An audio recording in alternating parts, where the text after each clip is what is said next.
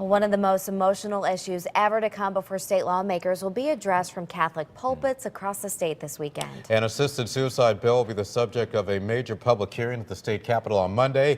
Chief political correspondent Mark Davis joins us live with more on that. Good evening, Mark. Hi, Keith and Ann. Good evening, everyone from the Hartford Newsroom.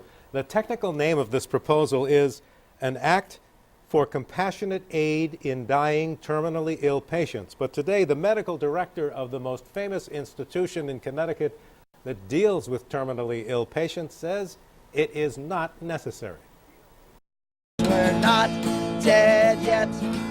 We can boogie with the best of them. Elaine Kolb of West Haven, who has a spinal cord injury, was singing the battle cry of the disability rights movement against the latest version of the assisted suicide bill. Kathy Ludlam of Manchester, who has had spinal muscular atrophy since birth, perfectly articulates their fears about this proposal. People who don't advocate for themselves forcefully may be actually steered toward this option. The main advocate of the bill says the option would only be available to those diagnosed with a terminal illness. There is no palliative measure available that can help them, and that makes their last days devastatingly gruesome. But the medical director of the Connecticut Hospice said today that the law is not needed. Palliative care is very effective at providing relief from fear, anxiety, pain, dyspnea, nausea, and delirium. Connecticut's new Archbishop Leonard Blair, in a letter in this weekend's parish bulletins, is urging all Catholics to just say no to any physician-assisted suicide bill, saying it could open the door to potential abuse of the elderly, the disabled, and the seriously ill.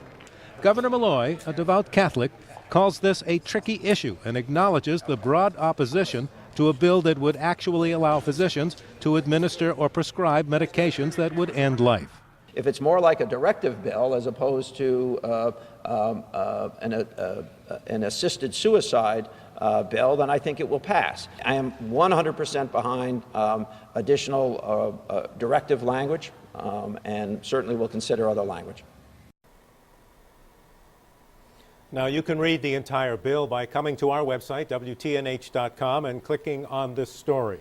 The big public hearing is Monday morning at the Legislative Office Building at the State Capitol Complex here in Hartford.